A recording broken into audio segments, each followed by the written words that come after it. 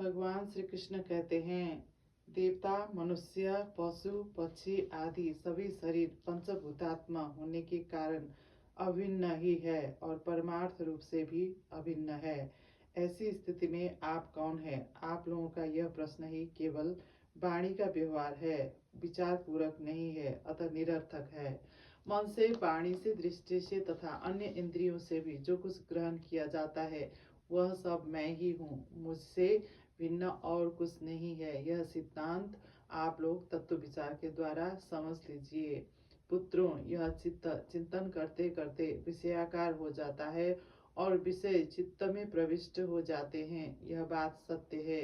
तथापि विषय और चित्त ये दोनों ही मेरे स्वरूप भूत जीव के देह है, उपाधि है। अर्थात आत्मा का चित्त और विषय के साथ कोई संबंध ही नहीं है। इसलिए बार बार विषयों का सेवन करते रहने से जो चित्त विषयों में आसक्त हो गया है और विषय भी चित्त में प्रविष्ट हो गए हैं, इन दोनों को अपने वास्तविक से अभिन्न मुझ परमात्मा का साक्षात्कार करके त्याग देना चाहिए। जागृत, स्वप्न और सुसुप्ति ये तीनों अवस्थाएं सत्वादि गुणों के अनुसार होती है और बुद्धि की वृत्तियां है, सच्चिदानंद का स्वभाव नहीं।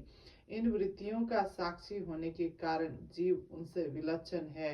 यह सिद्धांत श्रुति, युक्ति और अनुभूति से युक्त है, क्योंकि बुद्धि वृत्तियों के द्वारा होने वाला यह बंधन ही आत्मा में त्रिगुणमयी वृत्तियों का दान करता है। इसलिए तीनों अवस्था से विलक्षण और उनमें अनुगत मुझ तुरीय तत्व में स्थित होकर इस बुद्धि के बंधन का परित्याग कर दें, तब विषय और चित्त दोनों का युगपत त्याग हो जाता है। यह बंधन अहंकार की ही रचना है और यही आत्मा के परिपूर्णतम सत्य, अखंड ज्ञान और परमानंद स्वरूप को छिपा देता है। इस बात को जानकर विरक्त हो जाए और अपने तीन अवस्थाओं में अनुगत तुरीय स्वरूप में होकर संसार की चिंता को छोड़ दें। जब तक पुरुष की भिन्न भिन्न पदार्थों में सत्यत्व बुद्धि, अहम बुद्धि और मम बुद्धि युक्तियों के द्वारा निवृत्त नहीं हो जाती, तब तक वह अज्ञानी यद्यपि जागता है तथापि सोता हुआ सा रहता है। जैसे स्वप्नावस्था में जान पड़ता है कि मैं जाग रहा हूँ। आत्मा से अन्य देह आदि प्रतीयमान नाम रूपात्मक प्रपंच का कुछ भी अस्तित्व नहीं है। इसलिए उनके कारण होने वाले वर्णाश्रमादि भेद, स्वर्ग आदि फल और उनके कारण भूत कर्म, ये सब के सब इस आत्मा के लिए वैसे ही मिथ्या है जैसे स्वप्नदर्शी पुरुष के द्वारा देखे हुए सब के सब पदार्थ। जो जागृत अवस्था में समस्त इंद्रियों के द्वारा बाहर दिखने वाले संपूर्ण क्षण भंगुर पदार्थों को अनुभव करता है और स्वप्नावस्था में हृदय में ही जागृत में देखे हुए पदार्थों के समान ही वासनामय विषयों का अनुभव करता है और सुसुप्ति अवस्था में उन सब विषयों को समेटकर उनके लय को भी अनुभव करता है। वह एक ही है। जागृत अवस्था के इंद्रिय, स्वप्नावस्था के मन और सुसुप्ति की संस्कारवती बुद्धि का भी वही स्वामी है, क्योंकि वह त्रिगुणमयी तीनों अवस्थाओं का साक्षी है। जिस मैंने स्वप्न देखा, जो मैं सोया वही मैं जाग रहा हूँ, इस स्मृति के बल पर एक ही आत्मा का समस्त अवस्था में होना सिद्ध हो जाता है। ऐसा विचार कर मन की ये तीन अवस्थाएं गुणों के द्वारा मेरी माया से मेरे अंश स्वरूप जीव में कल्पित की गई है और आत्मा में ये नितांत असत्य है। ऐसा निश्चय करके तुम लोग अनुमान सत्पुरुषों द्वारा किए गए उपनिषदों के श्रवण और तीक्ष्ण ज्ञान खड्ग के द्वारा सकल संशयों के आधार अहंकार का छेदन करके हृदय में स्थित मुझ परमात्मा का भजन करो।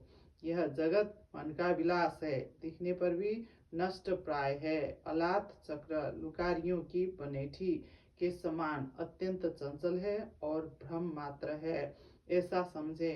ज्ञाता और ज्ञेय के भेद से रहित एक ज्ञान स्वरूप आत्मा ही अनेक सा प्रतीत हो रहा है। यह स्थूल शरीर, इंद्रिय और अंतःकरण रूप तीन प्रकार का विकल्प गुणों के परिणाम की रचना है और स्वप्न के समान माया का खेल है, अज्ञान से कल्पित है।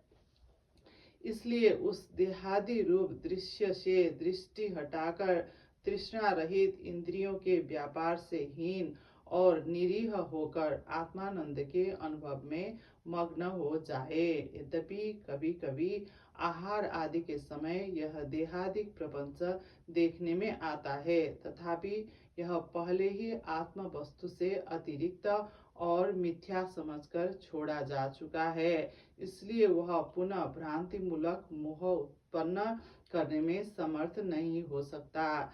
देहपात पर्यंत केवल संस्कार मात्र उनकी प्रतीति होती है। जैसे मदिरा पीकर उन्मत्त पुरुष यह नहीं देखता कि मेरे द्वारा पहना हुआ वस्त्र शरीर पर है या गिर गया, वैसे ही सिद्ध पुरुष जिस शरीर से उसने अपने स्वरूप का साक्षात्कार किया है वह प्रारब्धवश खड़ा है, बैठा है या दैववश कहीं गया या आया है, नश्वर शरीर संबंधी इन बातों पर दृष्टि नहीं डालता। प्राण और इंद्रियों के साथ यह शरीर भी प्रारब्ध के अधीन है। इसलिए अपने आरंभक कर्म जब तक है तब तक उनकी प्रतीक्षा करता ही रहता है। भगवान श्री कृष्ण ने कहा, अर्जुन के मन में ऐसी धारणा हुई कि कुटुंबियों को मारना और सो भी राज्य के लिए बहुत ही निंदनीय अधर्म है। साधारण पुरुष के समान वह यह सोच रहा था कि मैं मारने वाला हूँ और ये सब मरने वाला है। यह सोचकर वह युद्ध से उपरत हो गया। तब मैंने रणभूमि में बहुत सी युक्तियां देकर वीर शिरोमणि अर्जुन को समझाया था। उस समय अर्जुन ने भी मुझसे यही प्रश्न किया था जो तुम कर रहे हो उद्धव जी।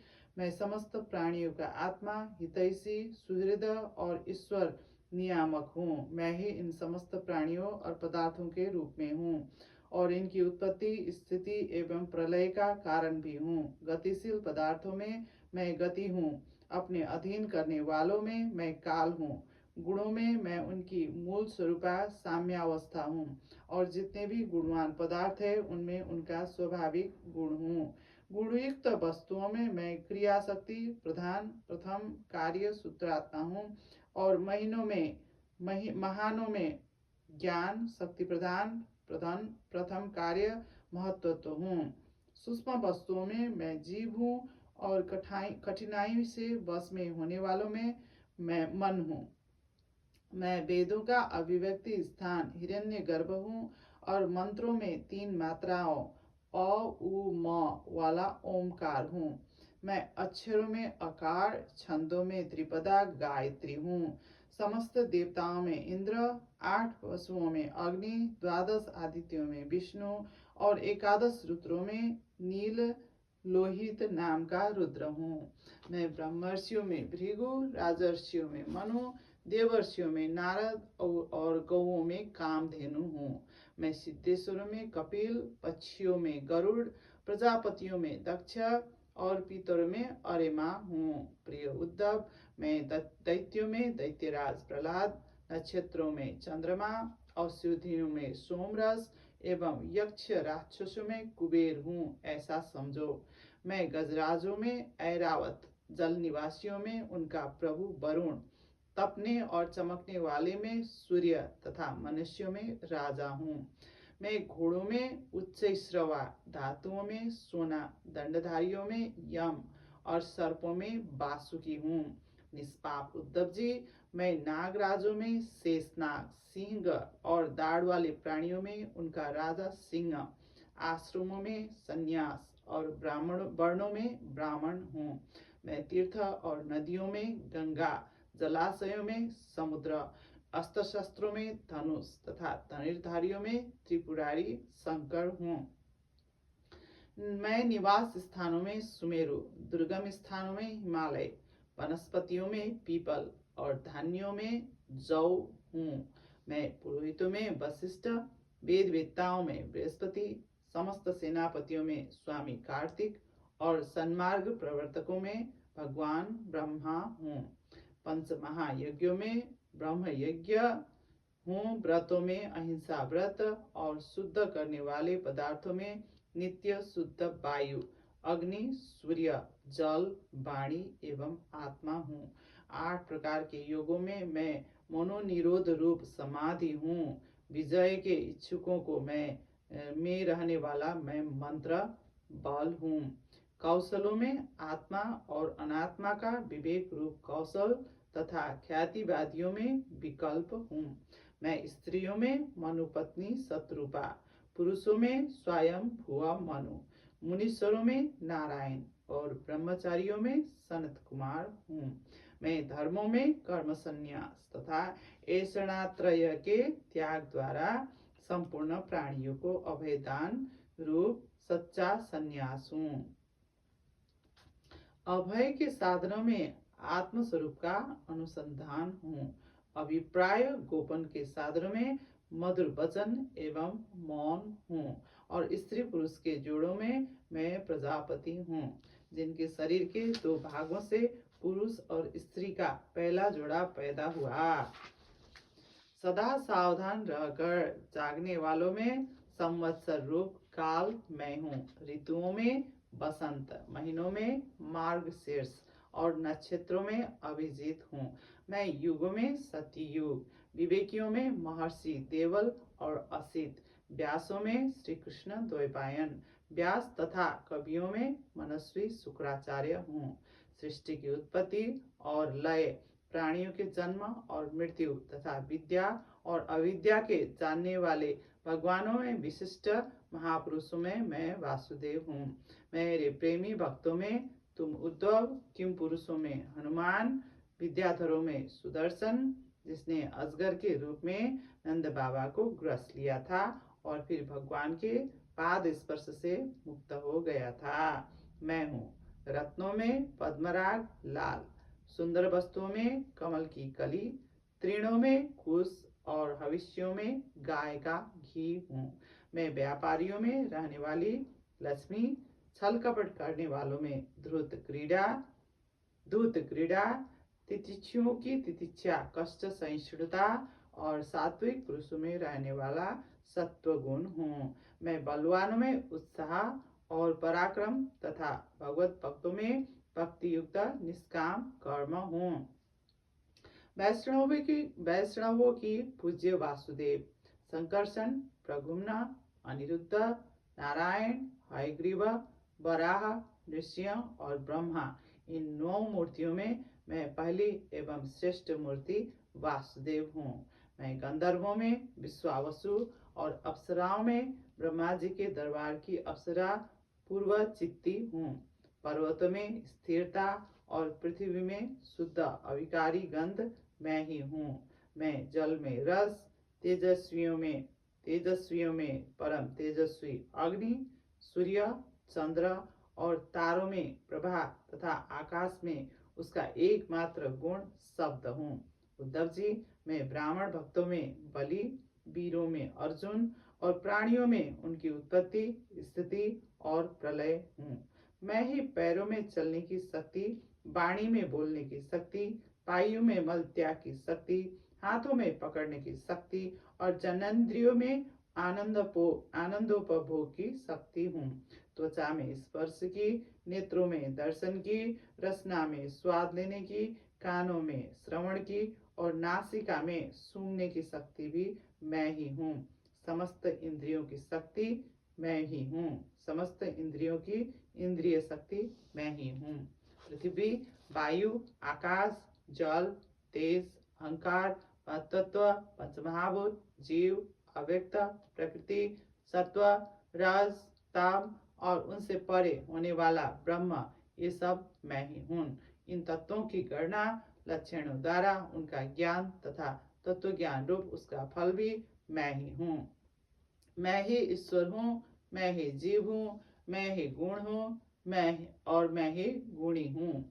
मैं ही सबका आत्मा हूँ और मैं ही सब कुछ हूँ। मेरे अतिरिक्त और कोई भी पदार्थ कहीं भी नहीं है। यदि मैं गिनने लगूं तो किसी समय परमाणुओं की गणना तो कर सकता हूँ, परंतु अपनी विभूतियों की गणना नहीं कर सकता, क्योंकि जब मेरे रचे हुए कोटि कोटि ब्रह्मांडों की भी गणना नहीं हो सकती, तब मेरी विभूतियों की गणना तो हो ही कैसे सकती है। ऐसा समझो कि जिसमें भी तेज, श्री, कीर्ति, ऐश्वर्य, लज्जा, त्याग, सौंदर्य, सौभाग्य, पराक्रम, तितिक्षा और विज्ञान आदि श्रेष्ठ गुण हो, वह मेरा ही अंश है। भगवान श्री कृष्ण ने कहा, उद्धव जी, प्रकृति और पुरुष, शरीर और आत्मा, इन दोनों में अत्यंत भेद है। इस प्राकृतिक जगत में जन्म, मरण एवं वृद्धि, ह्रास आदि विकार लगे ही रहते हैं। इसका कारण यह है कि यह गुणों के क्षोभ से ही बना है। प्रिय मित्र, मेरी माया त्रिगुणात्मिका है। वही अपने सत्व, रज आदि गुणों से अनेकों प्रकार की भेद वृत्तियां पैदा कर देती है। यद्यपि इसका विस्तार असीम है, फिर भी इस विकारात्मक सृष्टि को 3 भागों में बांट सकते हैं। वे 3 भागे अध्यात्म, अधिदैव और अधिभूत। उदाहरणार्थ नेत्रेंद्रिय अध्यात्म है, उसका विषय रूप अधिभूत है, और नेत्र गोलक में स्थित सूर्य देवता का अंश अधिदैव है। ये तीनों परस्पर एक दूसरे के आश्रय से सिद्ध होते हैं, और इसलिए अध्यात्म, अधिदैव और अधिभूत ये तीनों ही परस्पर सापेक्ष है। परंतु आकाश में स्थित सूर्यमंडल इन तीनों की अपेक्षा से मुक्त है, क्योंकि वह स्वतः सिद्ध है। इसी प्रकार आत्मा भी उपर्युक्त तीनों भेदों का मूल कारण, उनका साक्षी और उनसे परे है। वही अपने स्वयं सिद्ध प्रकाश से समस्त सिद्ध पदार्थों की मूल सिद्धि है। उसी के द्वारा सबका प्रकाश होता है। जिस प्रकार चक्षु के 3 भेद बताए गए, उसी प्रकार त्वचा, स्रोत, जीवा, नासिका और चित्त आदि के भी 3-3 भेद है। प्रकृति से महत्त्व बनता है और महत्त्व से अहंकार। इस प्रकार यह अहंकार गुणों के क्षोभ से उत्पन्न हुआ प्रकृति का ही एक विकार है। अहंकार के 3 भेद है, सात्विक, तामस और राजस। यह अहंकार ही अज्ञान और सृष्टि की विविधता का मूल कारण है। आत्मा ज्ञान स्वरूप है, उसका इन पदार्थों से न तो कोई संबंध है और न उनमें कोई विवाद की ही बात है। अस्ति नास्ति है नहीं, सगुण निर्गुण, भाव अभाव, सत्य मिथ्या आदि रूप से जितने भी वाद विवाद है, सबका मूल कारण भेद दृष्टि ही है। इसमें संदेह नहीं कि इस विवाद का कोई प्रयोजन नहीं है, यह सर्वथा व्यर्थ है। तथापि जो लोग मुझसे अपने वास्तविक स्वरूप से विमुख है, वे इस विवाद से मुक्त नहीं हो सकते। भगवान श्री कृष्ण ने कहा, उद्धव जी, गर्भाधान, गर्भवृद्धि, जन्म, बाल्यावस्था, कुमारावस्था, जवानी, अधेड़ अवस्था, बुढ़ापा और मृत्यु, ये 9 अवस्थाएं शरीर की ही है। यह शरीर जीव से भिन्न है और ये ऊंची नीची अवस्थाएं उनके मनोरथ के अनुसार ही है, परंतु वह अज्ञानवश गुणों के संग से इन्हें अपनी मानकर भटकने लगता है और कभी कभी विवेक हो जाने पर इन्हें छोड़ भी देता है। पिता को पुत्र के जन्म से और पुत्र को पिता की मृत्यु से अपने अपने जन्म मरण का अनुमान कर लेना चाहिए। जन्म मृत्यु से युक्त देहों का दृष्टा जन्म और मृत्यु से युक्त शरीर नहीं है। जैसे जौ, गेहूं आदि की फसल बोने पर उग जाती है और पक जाने पर काट दी जाती है, किंतु जो पुरुष उनके उगने और काटने का जानने वाला साक्षी है, वह उनसे सर्वथा पृथक है। वैसे ही जो शरीर और उनकी अवस्थाओं का साक्षी है, वह शरीर से सर्वथा पृथक है। अज्ञानी पुरुष इस प्रकार प्रकृति और शरीर से आत्मा का विवेचन नहीं करते। वे उनसे तत्वतः अलग अनुभव नहीं करते और विषय भोग में सच्चा सुख मानने लगते हैं तथा उसी में मोहित हो जाते हैं। इसी से उन्हें जन्म मृत्यु रूप संसार में भटकना पड़ता है। जब अविवेकी जीव अपने कर्मों के अनुसार जन्म मृत्यु के चक्र में भटकने लगता है, तब सात्विक कर्मों की आसक्ति से वह ऋषि लोक और देवलोक में, राजसिक कर्मों की आसक्ति से मनुष्य और असुर योनियों में तथा तामसी कर्मों की आसक्ति से भूत प्रेत एवं पशु पक्षी आदि योनियों में जाता है। जब मनुष्य किसी को नाचते गाते देखता है तब वह स्वयं भी उनका अनुकरण करने तान तोड़ने लगता है। वैसे ही जब जीव बुद्धि के गुणों को देखता है तब स्वयं निष्क्रिय होने पर भी उनका अनुकरण करने के लिए बाध्य हो जाता है। जैसे नदी तालाब आदि के जल के हिलने या चंचल होने पर उनमें प्रतिबिंबित तट के वृक्ष भी उनके साथ हिलते डोलते से जान पड़ते हैं। जैसे घुमाए जाने वाले नेत्रों के साथ साथ पृथ्वी भी घूमती हुई सी दिखती है। जैसे मन के द्वारा सोचे गए तथा स्वप्न में देखे गए भोग पदार्थ सर्वथा अलिक ही होते हैं, वैसे ही ये दासारह आत्मा का विषयानुभव रूप संसार भी सर्वथा असत्य है। आत्मा तो नित्य शुद्ध बुद्ध मुक्त स्वभाव ही है। विषयों के सत्य न होने पर भी जो जीव विषयों का ही चिंतन करता रहता है उसका यह जन्म मृत्यु रूप संसार चक्र कभी निवृत्त नहीं होता। जैसे स्वप्न में प्राप्त अनर्थ परंपरा जागे बिना निवृत्त नहीं होती। प्रिय उद्धव, इसलिए इन दुष्ट कभी तृप्त न होने वाली इंद्रियों से विषयों को मत भोगो। आत्मा विषयक अज्ञान से प्रतीत होने वाले सांसारिक भेद भाव ब्रह्मूलक ही है, ऐसा समझो। असाधु पुरुष गर्दन पकड़कर बाहर निकाल दें, वाणी द्वारा अपमान करें, उपहास करें, निंदा करें, मारें, पीटें, बांधें, आजीविकी छीन ले, ऊपर थूक दे, मूत दे अथवा तरह तरह से विचलित करें, निष्ठा से डिगाने की चेष्टा करें, उनके किसी भी उपद्रव से क्षुब्ध न होना चाहिए, क्योंकि वे तो बेचारे अज्ञानी है, वे परमार्थ का तो पता ही नहीं है। अतः जो अपने कल्याण का इच्छुक है उसे सभी कठिनाइयों से अपनी विवेक बुद्धि द्वारा ही किसी बाह्य साधन से नहीं अपने को बचा लेना चाहिए। वस्तुतः आत्मदृष्टि ही समस्त विपत्तियों से बचने का एकमात्र साधन है। वस्तुतः आत्मदृष्टि ही समस्त विपत्तियों से बचने का एकमात्र साधन है।